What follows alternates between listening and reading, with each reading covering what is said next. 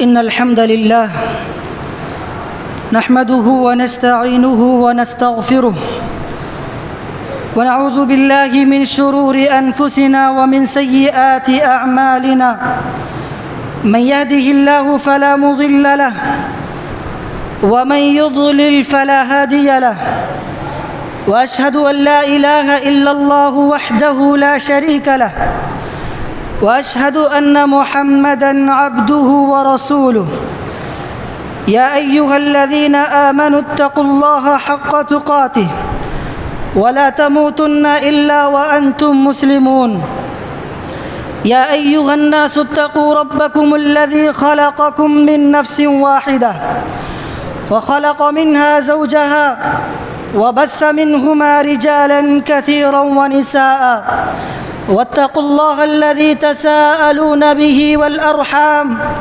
إن الله كان عليكم رقيبا يا أيها الذين آمنوا اتقوا الله وقولوا قولا سديدا يصلح لكم أعمالكم ويغفر لكم ذنوبكم ومن يطع الله ورسوله فقد فاز فوزا عظيما أما بعد فإن خير الحديث كتاب الله وخير الهدي هدي محمد صلى الله عليه وسلم وشر الأمور محدثاتها وكل محدثة بدعة وكل بدعة ضلالة وكل ضلالة في النار.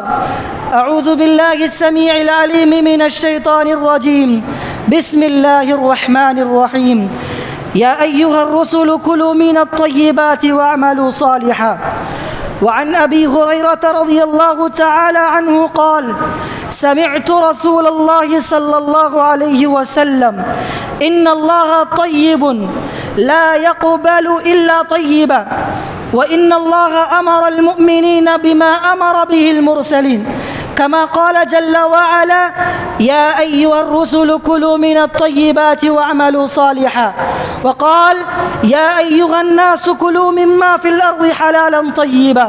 ثم ذكر الرجل يطيل السفر أشعث أغبر يمد يديه إلى السماء: يا ربي يا رب، ومطعمه حرام ومشربه حرام وملبسه حرام وغذي بالحرام فأنى يستجاب لذلك.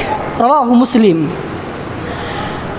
حاضرین جمعہ، پردہ نشین خواتین اسلام، میری مائیں اور بہنیں، ہر قسم کی حمد و ثنا اس پروردگار عالم کے لیے لائق اور سزاوار ہے جو خالق کائنات ہے، جو مالک ارض و سما ہے، جو مدبر انس و جن ہے، اور جو ایسا ہے کہ جس کو نہ نیند آتی ہے نہ اونگ آتی ہے، وہ اکیلا ہے، اس کے برابر کوئی نہیں ہے۔ لاکھوں کروڑوں درود و سلامتی نازل ہو تمام انبیاء کرام علیہم الصلاۃ والتسلیم پر، خصوصاً میرے اور آپ کے آخری نبی سرور کونین جناب محمد الرسول اللہ صلی اللہ علیہ وسلم پر، اور ان کے اصحاب پر، جن کی محنتوں کی وجہ سے، جن کی کوششوں کی وجہ سے اسلام کا پیغام مجھ تک اور آپ تک پہنچا ہے۔ اگر صحابہ کی کوششیں نہ ہوتی، اگر انبیاء کی محنتیں نہ ہوتی، تو نہ جانے میں اور آپ کس بت اور کس پتھر کے آگے اپنا سر جھکائے ہوئے ہوتے۔ یہ اللہ کا فضل ہے، انبیاء کی کوششیں ہیں، صحابہ کی محنت کا نتیجہ ہے کہ میں اور آپ پورے امن کے ساتھ، سلامتی اور شانتی کے ساتھ اسلام کے سائے میں اپنی زندگی بسر کر رہے ہیں۔ حاضرین جمعہ، خطبہ مسنونہ کے بعد میں نے قرآن مجید کی ایک آیت کریمہ جس میں اللہ تبارک و تعالی انسان کو رزق حلال کمانے کی ترغیب دے رہے ہیں۔ میرے بھائیوں، موضوع کو شروع کرنے سے پہلے ایک بات کی وضاحت ضروری ہے۔ وہ بات یہ ہے کہ اللہ تبارک و تعالی مال کے سلسلے میں قرآن مجید میں دو طرح کے نظریات اور خیالات پیش کرتا ہے۔ پہلا نظریہ یہ ہے کہ مال تمہاری زندگی ہے، مال تمہاری زیب و زینت ہے، مال تمہاری گزارے کا ذریعہ ہے، مال نہ ہو تو یہ زندگی کی گاڑی آگے نہ بڑھے گی، مال ہے تو یہ ہمارے جسم میں جان ہے، مال کے ذریعے سے ہی دنیا اور آخرت کمائی جا سکتی ہے۔ اور ایک دوسرا پہلو فرمایا کہ مال تمہارے لیے حرام ہے اور فتنہ ہے۔ میرے بھائیوں وضاحت کرتے چلیں، پہلا مال جس کو اللہ تبارک و تعالیٰ نے زینت فرمایا اور اس کو کمانے کی ترغیب بھی دی۔ یاد رکھو میرے بھائیوں، اسلام ایک معتدل دین ہے، ایک معتدل دین ہے۔ یہ کہتا ہے کہ لوگوں تم اپنی دنیا کمانے میں اتنے مصروف مت ہو جاؤ کہ تم اپنی آخرت کو برباد کر لو، اور یہ کہتا ہے کہ تم اپنی آخرت کو بنانے میں اتنا مصروف اور مگن نہ ہو جاؤ کہ تمہاری دنیا تباہ ہو جائے، تمہاری بیوی بچے پریشان ہو جائے، تمہارے لیے رہنے کے لیے کوئی گھر نہ ہو، تمہارے لیے کھانے کے لیے صحیح کھانا میسر نہ ہو۔ ایسا نہیں ہونا چاہیے۔ دنیا کو بھی لے کے چلو، آخرت کو بھی لے کے چلو، دونوں میں بیلنس ہونا چاہیے۔ اسی لیے اللہ تبارک و تعالیٰ نے پارہ نمبر 2 کی ایک آیت میں ارشاد فرمایا، ربنا آتنا فی الدنیا حسنہ وفی الآخرۃ حسنہ۔ اللہ تبارک و تعالیٰ نے لوگوں کو جہاں آخرت کی کامیابی طلب کرنے کا حکم دیا ہے، وہی دنیا کی کامیابی بھی اللہ سے طلب کرنے کا حکم دیا ہے۔ معلوم کیا ہوا کہ مال کمانا، دنیا جمانا یہ کوئی غلط بات نہیں ہے، غلط سوچ نہیں ہے۔ قرآن مجید کی آیت سورۃ الجمعہ 28واں پیارا، اللہ تبارک و تعالیٰ نے فرمایا فَإِذَا قُضِيَتِ الصَّلَاةُ فَانتَشِرُوا فِي الْأَرْضِ۔ لوگوں فرض نماز کو پڑھ لیا، سنن کو پڑھ لیا، اذکار کو ختم کر لیا تو تم لوگوں کو مسجد میں بیٹھنے کا کوئی حق نہیں ہے۔ کیا فرمایا؟ تم لوگوں کو مسجد میں بیٹھنے کا کوئی حق نہیں ہے، کیونکہ تمہارے اوپر تمہاری بیوی بچوں کی ذمہ داری ہے، تمہارے اوپر تمہاری آل اولاد کی ذمہ داری ہے، انہیں کھلانا ہے، انہیں پہنانا ہے، انہیں اچھا سایہ فراہم کرنا ہے، یہ تمہاری ذمہ داری ہے۔ جیسے ہی نماز پڑھ کے فارغ ہو جاؤ، اذکار سے فارغ ہو جاؤ، فوراً دنیا کی کمانے کے لیے اللہ کی زمین میں پھیل جاؤ۔ میرے بھائیوں ایک اور حدیث جس میں اللہ کے نبی فرماتے ہیں جس کے پاس 4 چیزیں ہوں، جس کے پاس 4 چیزیں ہو وہ دنیا کا سب سے کامیاب انسان ہے۔ کون سی 4 چیزیں؟ فرمایا جس کے پاس نیک اور فرما بردار بیوی ہو، نمبر 1 ہوا۔ نمبر 2 فرمایا جس کے پاس اچھا پڑوسی ہو، اور آخری کی 2 چیزوں کا تعلق دنیا کمانے پر ہے۔ کیا ہے؟ فرمایا کہ جس کے پاس کشادہ گھر ہو، اور چوتھا فرمایا جس کے پاس سواری ہو۔ ایسا آدمی دنیا کا کامیاب آدمی ہے۔ تو میرے بھائیوں کیا معلوم ہوا؟ دنیا کمانا، دنیا جمانا یہ غلط بات نہیں ہے۔ ہاں غلط اس وقت ہو سکتا ہے، ہاں غلط تب ہو سکتا ہے جب مال کی محبت، جب دنیا کی محبت انسان اپنے دل میں بساتا ہے، دنیا کی محبت کو اپنے دل میں بساتا ہے تو فرمایا کہ یہ محبت تمہارے لیے غلط راستہ اختیار کر سکتی ہے۔ میرے بھائیوں مال کا دوسرا پہلو کون سا ہے؟ فتنہ ہے۔ مال حرام ہے، ناجائز راستے سے کمایا جانے والا مال حرام ہے، فتنہ ہے۔ ظلم سے، زبردستی سے کمایا جانے والا مال حرام ہے اور فتنہ ہے۔ مال وراثت میں بہنوں کا حق مار کے لوٹا جانے والا مال حرام ہے اور فتنہ ہے۔ سود، رشوت کے ذریعے کمایا گیا مال اور حرام ہے، فتنہ ہے۔ میرے بھائیوں اسی لیے شریعت اسلامیہ نے فرمایا کہ لوگوں تمہارا کھانا حلال کا ہو، لوگوں تمہارا پینا حلال کا ہو، لوگوں تمہارا اوڑھنا بچھونا حلال کا ہو، تمہارا پہننے کا لباس حلال کا ہو۔ کیا ہے مطلب؟ کیا ہے اس کی وجہ کیا ہے؟ اسلام نے رزق حلال کی اہمیت اتنی آخر کیوں ہے؟ وجہ یہ ہے کہ رزق حلال کا تعلق ہمارے ایمان سے ہے، رزق حلال کا تعلق ہماری عبادتوں سے ہے، رزق حلال کا تعلق ہماری دعاؤں سے ہے، رزق حلال کا تعلق ہماری آنے والی نسلوں سے ہے، رزق حلال کا تعلق ہماری صحت سے ہے، رزق حلال کا تعلق ہمارے اخلاق سے، ہمارے کردار سے ہے۔ جس کا رزق پاک ہوگا اس کے اخلاق اچھے ہوں گے، جس کا رزق پاک ہوگا اس کی اولاد اچھی ہوگی، جس کا رزق پاک ہوگا اس کا معاشرہ اچھا ہوگا، جس کا رزق اچھا ہوگا اس کی سوسائٹی اور اس کا کلچر اچھا ہوگا۔ میرے بھائیوں یاد رکھو اسی لیے شریعت اسلامیہ نے فرمایا کہ لوگوں رزق حلال کی تمنا کرو، رزق حلال کو کمانے کی کوشش کرو، رزق حلال کی جستجو میں اپنے تگ و دو لگاؤ۔ حاضرین رزق حرام حرام رزق، ناجائز لقمہ انسان کے پیٹ میں ایک لقمہ بھی جاتا ہے تو گرچہ وہ ہمارا پیٹ نہ بھرے لیکن اس لقمہ کا ہمارے پیٹ میں جانے سے کیا اثر پڑ سکتا ہے؟ یہ ہمارے ایمان کے لیے خطرہ ہے، یہ ہمارے اخلاق کے لیے خطرہ ہے، یہ ہمارے کردار کے لیے خطرہ ہے۔ تو میرے بھائیوں، اسی لیے شریعت اسلامیہ نے فرمایا کہ لوگوں رزق حلال کی جستجو کرو۔ اس کا فائدہ کیا ہوتا ہے؟ فرمایا کہ رزق حلال کی جستجو میں جو بندہ زندگی گزارتا ہے، فرمایا کہ وہ بندہ گویا کہ جہاد کر رہا ہے۔ رزق حلال کی جستجو میں اپنی زندگی بسر کرنے والا گویا کہ جہاد کر رہا ہے۔ کیسے؟ اللہ کے نبی صلی اللہ علیہ وسلم بیٹھے ہوئے ہیں، آپ کے اطراف صحابہ کی جماعت اور ٹیم تھی۔ ایک آدمی کو دیکھا، صحابہ میں سے راستے میں ایک آدمی جا رہا تھا، دیکھا کہ تندرست ہے، دیکھا کہ توانا ہے، دیکھا کہ مضبوط جسم والا ہے۔ صحابہ نے کہا ماشاء اللہ کتنا بہترین جسم والا ہے، کاش کہ اگر یہ آدمی اس جان کو، اس طاقت کو، اس صحت کو اگر اللہ کی راہ میں لگاتا تو کتنا اچھا ہوتا۔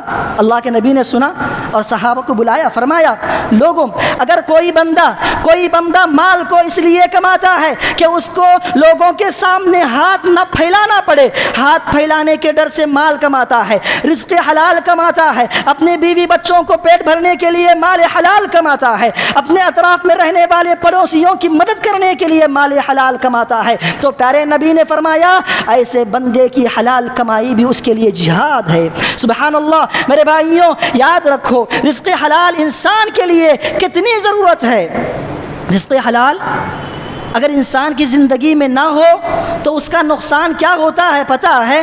سب سے بڑا نقصان یہ ہوتا ہے کہ ہماری دعائیں بے اثر ہو جاتی ہیں، ہماری اٹھنے والے ہاتھوں میں کوئی تاثیر نہیں ہوتی۔ آپ دیکھیے مسلمانوں پہ مظالم ہو رہے ہیں، مسلمانوں پہ ظلم و تشدد کے پہاڑ توڑے جا رہے ہیں، کہیں مکے میں دعا ہوتی ہے، کبھی فلسطین میں دعا ہوتی ہے، کبھی ہماری مسجدوں میں دعائیں ہوتی ہیں، کبھی قنوت نازلہ پڑھی جاتی ہے، لیکن ہماری دعاؤں میں اثر نہیں ہے، ہماری اٹھنے والے ہاتھوں میں کوئی اثر نہیں ہے، ہمارے آنسو کوئی رنگ نہیں لا رہے ہیں۔ وجہ کیا ہے؟ ریزن کیا ہے؟ سبب کیا ہے؟ پیارے نبی نے فرمایا، آؤ میں بتاتا ہوں۔ کہا اللہ کے نبی نے ذکر الرجل یطیل السفر، ایک آدمی کا تذکرہ فرمایا اللہ کے نبی نے، فرمایا کہ ایک آدمی بڑا طویل راستہ طے کر کے آیا ہے، بڑے کئی کلومیٹر سے سفر کر کے طے کر کے آیا ہے۔ علماء نے لکھا ہے ہو سکتا ہے کہ یہ حج کا سفر ہو۔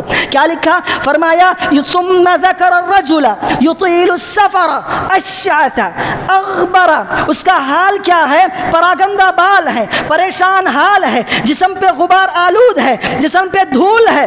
ایسا بندہ مکے کو آیا، مکے کو آنے کے بعد کعبۃ اللہ کا غلاف پکڑا، رونے لگا، گڑ گڑانے لگا، آنسوؤں سے آنکھوں سے آنسو بہانے لگا، اللہ کے دربار میں ہاتھ اٹھا کے دعا کرتا ہے، یا ربی یا ربی، اے اللہ، اے میرے رب میری دعاؤں کو قبول فرما۔ اللہ کے نبی فرماتے ہیں اللہ اس کی دعا کو قبول نہیں فرمائے گا۔ کون سا آدمی جو اتنی کلومیٹر کا سفر طے کر کے آیا ہے، جو پریشان حال ہے، پراگندہ بال ہے، جسم پہ لباس پہ گندگی آلود ہے، گندگی دھول جمی ہوئی ہے، نبی نے فرمایا اس کی دعا قبول نہیں ہوگی۔ وجہ کیا ہے؟ سبب کیا ہے؟ فرمایا مطعمہ حرام، جو وہ کھاتا ہے وہ حرام کا ہے، وہ مشربہ حرام، جو وہ پیتا ہے وہ حرام کا ہے، وہ ملبسہ حرام، جو وہ پہنتا ہے، جو وہ اوڑھتا ہے، جو وہ بچھونا بچھوتا ہے، جس کی زندگی کے شب و روز حرام کی کمائی پہ گزرتے ہیں، وہ غذی بالحرام، اور فرمایا کہ اس کے جسم کا ٹکڑا ٹکڑا حرام کے خون سے بنا ہوا ہے، حرام کے لقمے سے بنا ہوا ہے۔ فأنا یستجاب لذلک، ایسے بندے کی دعا کیسے قبول ہو سکتی ہے؟ تو میرے بھائیوں ہماری دعاؤں میں قبولیت کا اثر نہیں ہے، وجہ یہ ہے کہ میری اور آپ کی زندگی میں کہیں نہ کہیں حرام کا لقمہ جا رہا ہے، کہیں نہ کہیں حرام کا لقمہ میرے اور آپ کے اپنے بچوں کے پیٹوں میں جا رہا ہے۔ اور دوسرا نقصان کیا ہوتا ہے؟ پہلا نقصان تو یہ ہوا کہ ہماری دعائیں بے اثر ہو جاتی ہیں، اور دوسرا نقصان کیا ہوتا ہے؟ ہماری اولاد بگڑ جاتی ہے، اولاد خراب ہو جاتی ہے، اولاد نافرمان ہوتی ہے، اولاد بے دین ہوتی ہے، اولاد ہماری اطاعت کرنے والی نہیں ہوتی۔ جس کے بچے کے پیٹ میں جس کے والد حرام کا لقمہ بیچتا ہو۔ میرے بھائیوں یاد رکھو، اپنے بچوں کے پیٹ میں حرام کا لقمہ بھیج کر اپنے بچوں سے فرما برداری کو امید کرنا، اپنے بچوں کے پیٹ میں حرام کا لقمہ بھیج کر اپنے بچوں سے عبادات کی تمنا کرنا، نیک تمنائیں رکھنا، یہ ایسے ہی ہے جیسے کہ کوئی بندہ خواب دیکھتا ہے، کوئی بندہ خواب دیکھتا ہے۔ تو میرے بھائیوں، رزق حلال ہم اپنے بچوں کے پیٹ میں بھیج کر ہی نیک تمنا کر سکتے ہیں، حرام رزق کو، حرام لقمے کو اپنے بچوں کے پیٹ میں بھیج کر کبھی ان سے نیکی کی تمنا نہیں کر سکتے۔ اٹھائیے آپ اسلاف کی تاریخ، امام بخاری رحمۃ اللہ علیہ، جن کو دنیا کیسے جانتی ہے، جن کو دنیا کیسے جانتی ہے، اس روئے زمین پر اللہ کے کلام کے بعد اگر سب سے صحیح کوئی کتاب ہے تو امام بخاری کی جمع کردہ احادیث کی کتاب ہے۔ فرمایا اصح الکتاب بعد کتاب اللہ، اس روئے زمین پر اللہ کے کلام کے بعد سب سے اچھی کتاب اگر کوئی ہے تو بخاری کی کتاب ہے۔ یہ بخاری کو لقب کیوں ملا، یہ بخاری کو یہ مقام کیوں ملا؟ وجہ یہ ہے کہ ان کے باپ بڑے نیک تھے، کبھی انہوں نے ایک لقمہ بھی اپنے بچے کے پیٹ میں حرام کا نہیں بھیجا۔ جب ان کے والد کی وفات ہو رہی تھی امام بخاری کی، لوگ جمع ہو گئے تھے، فرمایا کہ لوگوں یاد رکھو، میں نے اپنے بچے کے پیٹ میں، اپنی اولاد کی پیٹ میں، نہ اولاد کی پیٹ میں نہ میرے پیٹ میں، یہاں تک کہ فرمایا کہ میں نے اپنی زندگی میں حرام کے ایک پیسے کو ہاتھ تک نہیں لگایا ہے۔ اسی کا نتیجہ ہے امام بخاری اس دنیا میں اللہ کے نیک بندے بن کے ابھرے ہیں۔ میرے بھائیوں، آپ بھی اپنے بچوں کو بلند دیکھنا چاہتے ہیں، آپ بھی اپنے بچوں کو نیک دیکھنا چاہتے ہیں، آپ بھی اپنے بچوں کو نیکوں کی صف میں دیکھنا چاہتے ہیں، کچھ کارنامے کرنے والا بچہ آپ دیکھنا چاہتے ہیں، تو آپ کو اپنے بچے کے پیٹ میں حلال لقمہ بھیجنا ہوگا۔ عبداللہ بن مبارک رحمۃ اللہ علیہ، جن کے بارے میں علماء نے لکھا ہے اللہ تبارک و تعالیٰ نے ساری دنیا کے خیر کو عبداللہ بن مبارک میں رکھ دیا ہے، ساری دنیا کا خیر ان کے اندر اللہ نے رکھ دیا ہے۔ کیسی خدمات انہوں نے کی، علماء نے لکھا ہے کہ وجہ کیا ہے؟ وجہ یہ ہے کہ ان کے والد محترم ایک باغ میں کام کر رہے تھے، باغ میں کام کر رہے تھے، باغ کا مالک 1 سال 2 سال کے بعد آیا، عبداللہ کے والد جو مبارک ہیں ان کو بلایا، کہا کہ پھل توڑ کے لاؤ، جا کے پھل توڑ کے لائے، پھل کھایا تو دیکھا کہ پھل کھٹا ہے، پھر فرمایا کہ جاؤ اچھے پھل توڑ کے لاؤ، پھر گئے جا کے پھل توڑ کے لائے، کھایا تو پھل کھٹا ہے، پھر فرمایا جا کے پھل اچھے لاؤ، جا کے تیسری مرتبہ بھی جو پھل لائے وہ کھٹے ہیں۔ آقا نے مبارک رحمت اللہ علیہ کو ڈانٹتے ہوئے کہا، تم میرے باغ میں کتنے سال سے کام کرتے ہو، کیا تمہیں معلوم نہیں ہے کہ کون سا درخت کا پھل میٹھا ہے اور کون سا درخت کا پھل کھٹا ہے؟ تو فرمایا آقا مالک، میں نے جب سے اس باغ میں ذمہ داری سنبھالی ہے آپ کی اجازت کے بغیر ایک پھل بھی توڑ کے کھانے کی جرت نہیں کی۔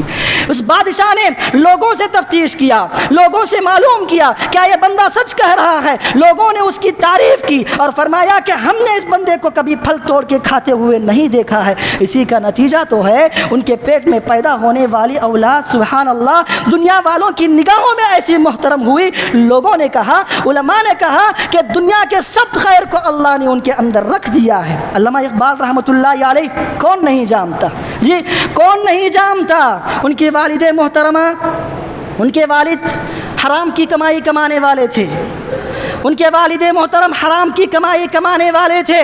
ماں کی خواہش یہ تھی کہ میرے پیٹ میں پلنے والے بچے کو اگر میں حرام کا لقمہ کماؤں گی، کھلاؤں گی تو میرا بچہ بھی پیدا ہو کر اس کے باپ کی طرح حرام کمانے لگے گا۔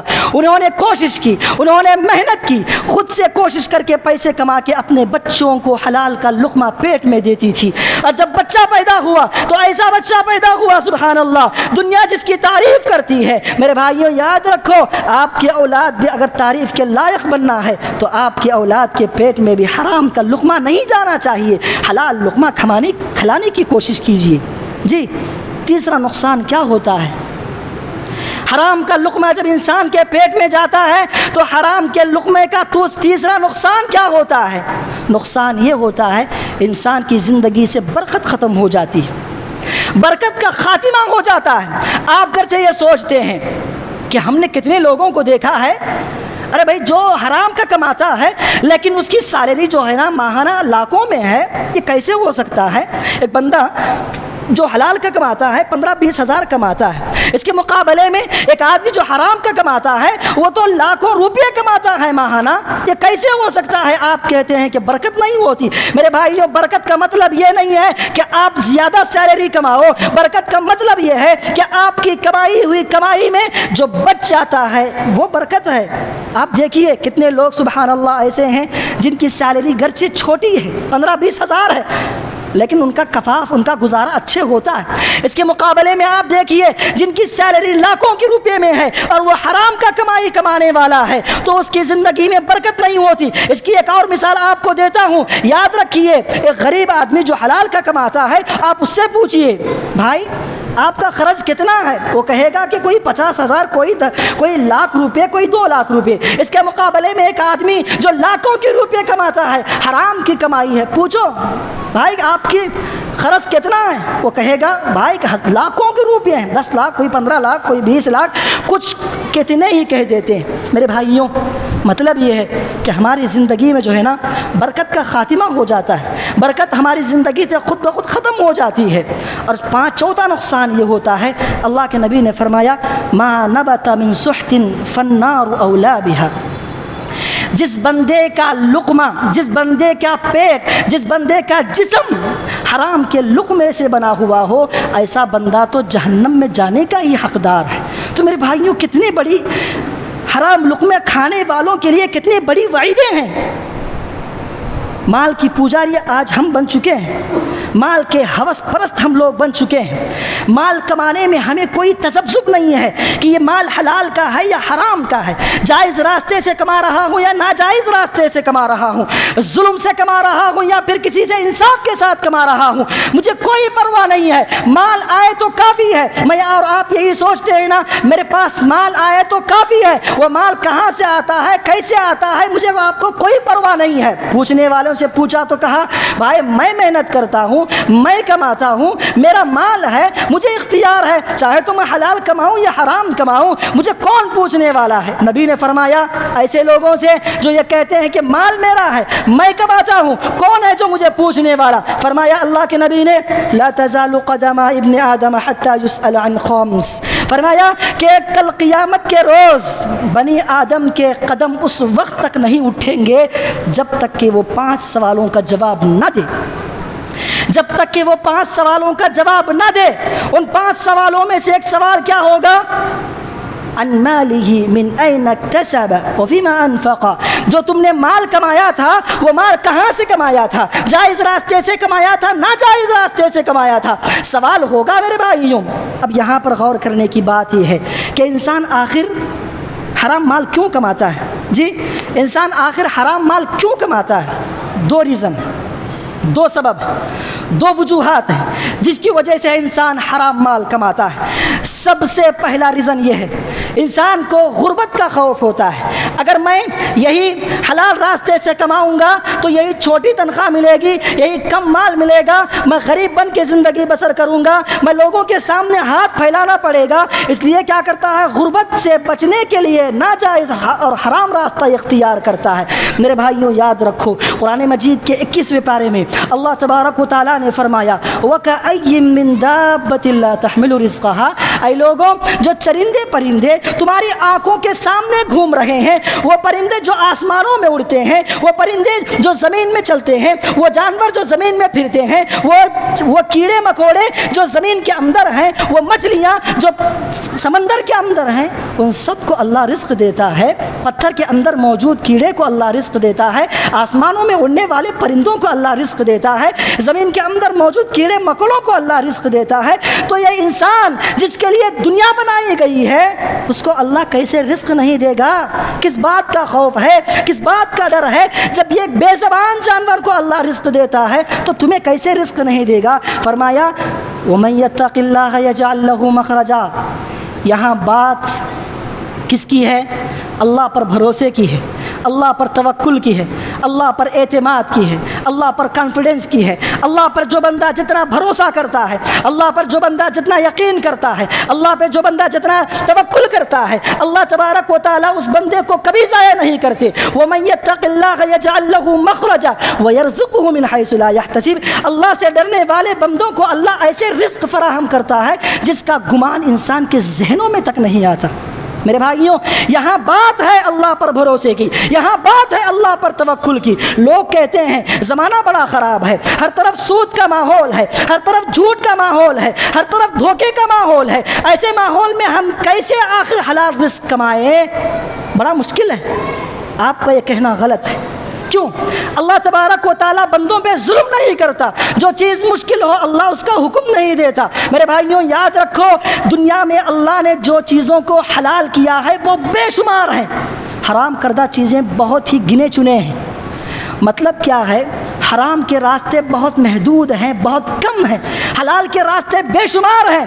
آپ بہانے بنائیں گے تو آپ کو بہانے لاکھ مل جائیں گے، لیکن بہانے بنانے والوں کو سیدھا راستہ نہیں ملتا، بہانے بنانے والوں کو سیدھا راستہ نہیں ملتا۔ میرے بھائیوں، آپ کوشش کیجئے، آپ محنت کیجئے، آپ کی کوشش یہ ہو کہ میں حلال رزق کماؤں، آپ کی کوشش یہ ہو کہ میرے پیٹ میں جانے والا لقمہ حلال رزق کا ہو، میرے بچوں کو جو میں پہناتا ہوں، میرے بچوں کو جو میں کھلاتا ہوں، میرے بیوی بچوں کو جو میں پہناتا ہوں، آپ کی کوشش ہو کہ حلال کا ہو، حلال کا ہو۔ جو بندہ یہ کوشش کرتا ہے اللہ اس کی کوشش کو کبھی ضائع نہیں فرماتے، اللہ اس کی کوشش کو کبھی ضائع نہیں فرماتے۔ کتنے نیک بندے ایسے ہیں جن کے پاس آفر آیا تھا کہ آپ کو تنخواہ دی جائے گی لاکھ روپے، لیکن حرام کی کمائی ہے، جی حرام کا کام کرنا ہے، لیکن اللہ کے اس نیک بندوں نے کیا کیا؟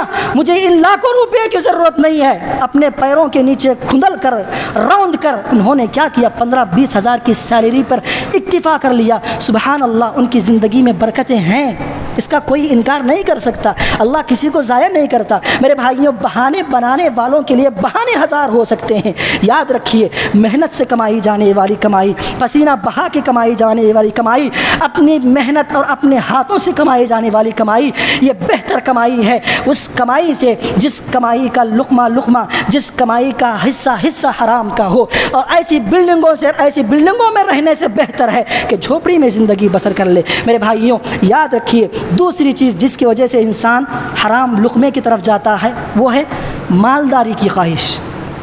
انسان چاہتا ہے کہ میں مالدار بن جاؤں، انسان چاہتا ہے کہ میں مالدار بن جاؤں۔ فلاں آدمی کل تک میرا پڑوسی تھا، جھوپڑی میں رہتا تھا، آج دیکھو وہ بندہ حرام کی کمائی کما کے محل بنا چکا ہے۔ اس کی خواہش بھی یہ ہوتی ہے کہ میں بھی کیوں نہ حرام کمائی کو کما کے اپنے محلات تعمیر کر لوں، کاروں میں گھوم لوں، اچھے لباس پہن لوں، لوگ مجھے دیکھ کر اشش کہیں گے، لوگ مجھے تعریف کہیں گے، لوگ مجھے دیکھ کر اچھے سلام کریں گے، لوگ مجھے دیکھ کر تعریف کی نگاہوں سے دیکھیں گے۔ انسان مال کی لالچ میں حرام راستہ اختیار کرتا ہے۔ میرے بھائیوں، کوئی بندہ ایسا نہیں ہے جو حرام رزق کما کے دنیا میں کامیاب ہوا ہو اور آخرت میں کامیاب ہوا ہو۔ یاد رکھو، ایک حدیث ہے، اس حدیث پر اگر آپ عمل کر گئے تو یاد رکھو آپ کبھی حرام لقمے کو نہیں چھوئیں گے۔ حدیث کیا ہے؟ اللہ کے نبی نے فرمایا، اگر کسی بندے کے حصے میں، تقدیر میں ایک لقمہ بھی کھا کے مرنا ہے تو وہ کھا کے ہی مرے گا۔ کوئی بندہ ایسا نہیں ہے کہ اس کے حق میں لکھا ہوا تھا کہ لقمہ کھانا ہے، وہ بندہ مر گیا، ایسا نہیں ہو سکتا۔ تقدیر میں لکھا ہے آپ مالدار بننا ہے تو آپ کو مالدار بن کے ہی مرنا پڑے گا۔ تقدیر میں لکھا ہے کہ آپ کو غریب بن کے مرنا ہے تو آپ کو غریب بن کے مرنا ہی پڑے گا۔ اللہ کے نبی نے فرمایا جب بات ایسی ہی ہے فاجملوا بالطلب، فرمایا جب بات ایسی ہی ہے تو لوگوں سیدھا راستہ اختیار کرو نا۔ جب بات ایسی تقدیر کی ہی ہے اچھا راستہ اختیار کرو، پاکیزہ رزق کی تلاش کرو۔ میرے بھائیوں، اس وقت ملک ہندوستان میں اور سارے عالم میں ایک پریشانی مسلمانوں کو لائق یہ ہے کہ ناموس رسالت پر لوگوں نے ہاتھ اٹھایا ہے، انگلی اٹھائی ہے۔ آپ صلی اللہ علیہ وسلم کی سیرت کو داغدار کرنے کی کوشش کی ہے۔ یہ کھلے دشمن ہیں جو سامنے سے حملہ کرتے ہیں، نبی کی شخصیت پہ داغ لگاتے ہیں، یہ دشمن ہے کھلے۔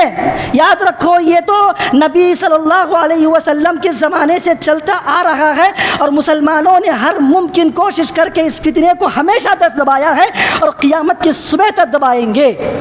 نوجوانوں نے ساتھ دیا ہے، نوجوانوں نے رسول سے محبت کا جذبہ دکھایا ہے، لیکن یہاں پر سوال یہ ہے کہ ایک دشمن جو سامنے سے حملہ کرتا ہے، ایک دشمن ہے جو پیچھے سے حملہ کرتا ہے، ایک دشمن ہے جو آستین کا سانپ ہے، ایک دشمن ہے جو پیچھے سے وار کرتا ہے۔ وہ نبی کا محبت کرنے والے کا نام اپنے آپ کو دیتا ہے، لیکن نبی کا دشمن ہے۔ وہ کون ہے؟ خود مسلمان ہے، خود مسلمان ہے۔ مسلمان صبح اٹھنے سے لے کر رات سونے تک نبی کی احادیث کو، نبی کی سنت کو ایسے پیروں تلے رونتا ہے، ایسے خون کرتا ہے، ایسے نا احترامی کرتا ہے میرے بھائیوں، ایسا گلا گھونٹتا ہے۔ ایک کافر، ایک غیر مسلم تھوڑا کم ہے اس کی ایذا رسانی، یہ اس کی تکلیف کم ہے، اس کے مقابلے میں مسلمان رسول کی اطاعت، رسول کی سنتوں کو اپنے پیروں تلے روند رہے ہیں۔ کیسے؟ اٹھاؤ نوجوانوں کی زندگی، جن کے سروں پہ گھونسلہ ہے، جن کے بالوں رنگ رنگ سے بھرے ہوئے ہیں، جن کے لباس ٹخنے سے نیچے ہیں، جن کے کپڑے پھٹے ہوئے ہیں، جسے یہ سوچتے ہیں کہ یہ کیا ہے، یہ کیا ہے، خوبصورتی ہے۔ یہ مسلمان سمجھتا ہے میرے بھائیوں، اس کے سر پہ بال ہیں تو سمجھ گیا کہ وہ کسی کا آئیڈیل اپنا رہا ہے، یہ نبی کا طریقہ تو نہیں ہے میرے بھائیوں۔ ہاتھوں میں کڑے ہے، ہاتھوں میں تعویذ ہے، گلے میں تعویذ ہے، گلے میں چین ہے، کمر میں تعویذ ہے، کمر میں کیا ہے، کچھ لکھا گیا ہے، ہاتھوں میں لکھا گیا ہے، پیر ٹخنے سے نیچے ہے۔ ہماری عورتیں بے پردہ ہیں، ان کی زبان میں بے حیائی ہے، ان کی نگاہوں میں بے حیائی ہے، ان کی زبان میں غیبت ہے، اور مسلمان کہتا ہے کہ میں نبی سے محبت کرنے والا ہوں۔ ذرا اٹھاؤ ان کو شادیاں جس میں رسومات ہیں، جس میں بدعتیں ہیں، جس میں خرافات ہیں، جس میں چلہ ہے، چھٹیاں ہیں، جس میں کیسی کیسی خرافات ہیں۔ مسلمان کہتا ہے کہ میں نبی سے محبت کرتا ہوں، آپ سب سے زیادہ نبی سے دشمنی کرنے والے ہیں۔ کل قیامت کے دن اللہ کے نبی کے سامنے اپنا چہرہ کیسے دکھاؤ گے؟ میرے بھائیوں کہتا ہے مسلمان میں اللہ کے نبی کا اطاعت کرنے والا، محبت کرنے والا ہوں، سال میں ایک مرتبہ نبی کا نام آ گیا، نبی کے نام پہ درود بھیج لیا، یا پھر کیا ہے نبی کے نام کو اپنے گھر میں لٹکا لیا، یا پھر ایسا ہوا کہ نبی کی شخصیت پہ داغ آ گیا تو اٹھ کے کھڑا ہو گیا۔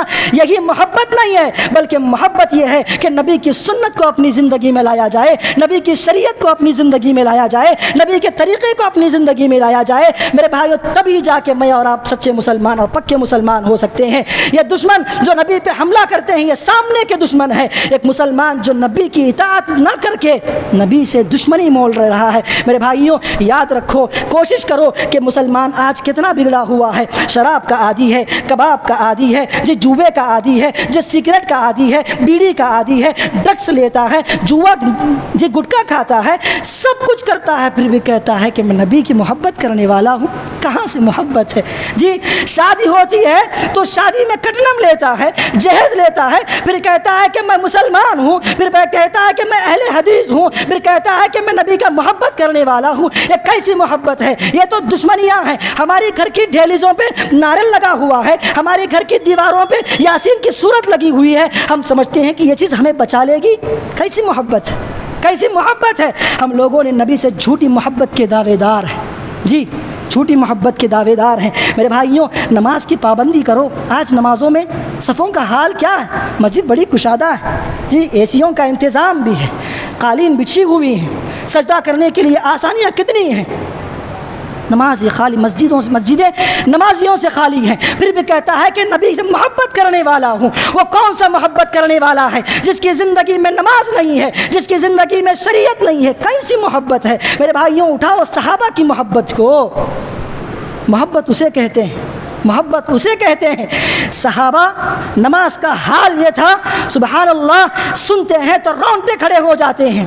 مسجد نماز پڑھنے کے لیے ٹھیک نہیں تھی، بارش پڑتی تو ساری مسجد گیلی ہو جاتی، سجدہ کرنے کے لیے مٹی گیلی ہوتی، سجدہ ٹھیک سے نہیں کر پاتے، سجدہ کرتے تو گھٹنے میں گندگی لگ جاتی، کیچڑ لگ جاتا، سر کو کیچڑ لگ جاتا، لیکن کبھی انہوں نے نماز کو نہیں چھوڑا۔ آج ہماری مسجدیں کشادہ ہیں، آج ہماری مسجدوں میں طرح طرح کے انتظامات ہیں، سبحان اللہ، لیکن نمازیوں کی تعداد کہاں جا رہی ہے؟ یاد رکھو دھوپ کا ایسا عالم تھا عرب میں کہ دھوپ ہوتی تو تپتی ریت ایسی گرم اٹھتی کہ سجدہ کرنے کے لائق نہ ہوتی۔ وہ صحابہ جو نبی سے محبت کرتے تھے مٹی کو اٹھا کر اپنے ہاتھ میں لیتے، ٹھنڈی ہوتی تو اس مٹی پہ سجدہ کرتے، لیکن کبھی نماز نہیں چھوڑا تھا، جی کبھی نماز نہیں چھوڑا تھا۔ لیکن میں اور آپ کہتے ہیں کہ میری محبت ہے نبی سے، کہاں سے محبت ہے؟ جی ایسی محبت کرو گے جیسا صحابہ نے کیا ہے۔ عروہ بن مسعود کہتا ہے اللہ کے نبی کے پاس گیا تھا، جا کے کہا اے اللہ کے نبی ذرا بتاؤ کیا چاہتے ہو؟ دنیا کی دولت چاہتے ہو، مالداری چاہتے ہو، عہدہ چاہتے ہو، منصب چاہتے ہو، خوبصورت عورت چاہتے ہو؟ دے دیں گے ایسا کہہ رہا تھا۔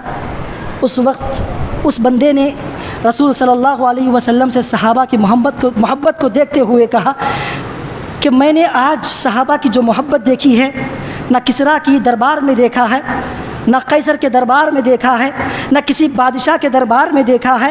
محبت کیسی تھی؟ نبی جب کلی کرتے تو اپنے ہاتھوں میں پانی اٹھا کر اپنے جسموں کو مل لیتے تھے، وضو کے قطرات کو زمین پہ گرنے نہیں دیتے تھے۔ جب تھوکتے اللہ کے نبی تو اس تھوک کو بھی اپنے ہاتھوں میں لے کر اپنے جسم پہ مل لیتے تھے۔ وہ محبت تھی۔ محبت اس کو کہتے ہیں۔ محبت کے جھوٹے دعوے کرنے سے محبت نہیں ہوتی، گھروں میں رسول اللہ کا نام لگانے سے محبت نہیں ہوتی، گھروں میں درود شریف لگانے سے محبت نہیں ہوتی۔ جب تک عمل نہ ہو، جب تک رسول سے محبت کا صحیح عمل ہماری زندگی میں نہ ہو، اس وقت تک محبت کے سب جھوٹے دعوے ہو سکتے ہیں میرے بھائیوں۔ اسی لیے دیکھو آج ہم کے نبی نے کہا کہ حرام سے بچو، لیکن حرام میں ایسے ملوث ہیں کوئی آدمی یہ نہیں کہہ سکتا کہ میں ہاتھ اٹھا کے، کوئی گنے چنے کہہ سکتے ہیں، لیکن سارے مسلمان کسی نہ کسی طرح سے سود میں، حرام کے پیسوں میں، حرام کی کمائی میں ملوث ہے میرے بھائیوں۔ کہاں سے ہماری دعائیں قبول ہوگی؟ کہاں سے ہماری دعاؤں میں رنگ آئے گا؟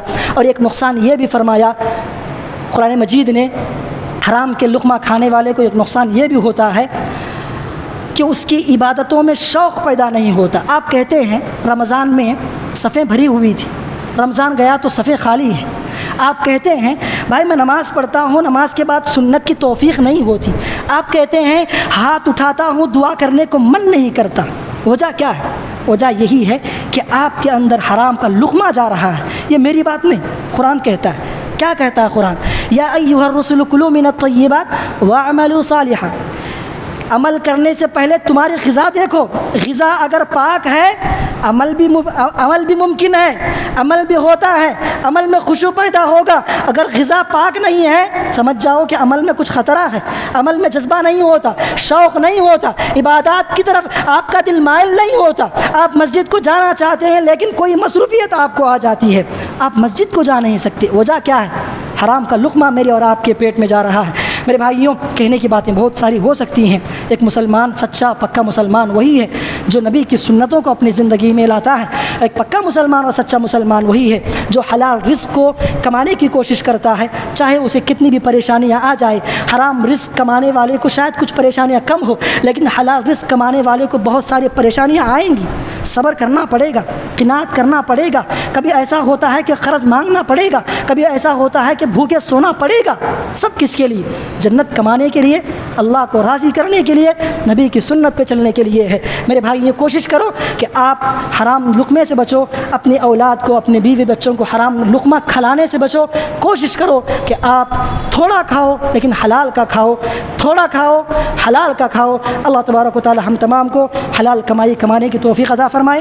رب العزت ہم تمام کو نبی کی اطاعت مکمل طریقے سے کرنے کی توفیق عطا فرمائے۔ رب العزت ہم تمام کو جب تک اس دنیا میں رکھے اسلام پر، ایمان پر، امن کے ساتھ، سلامتی اور صحت کے ساتھ رکھے۔ جب خاتمہ ہو تو ہماری زبان پر لا الہ الا اللہ محمد الرسول اللہ ادا ہو۔ اقول قولی ھذا استغفر اللہ لی ولسائر المؤمنین من کل ذنب فاستغفروہ انہ هو الغفور الرحیم۔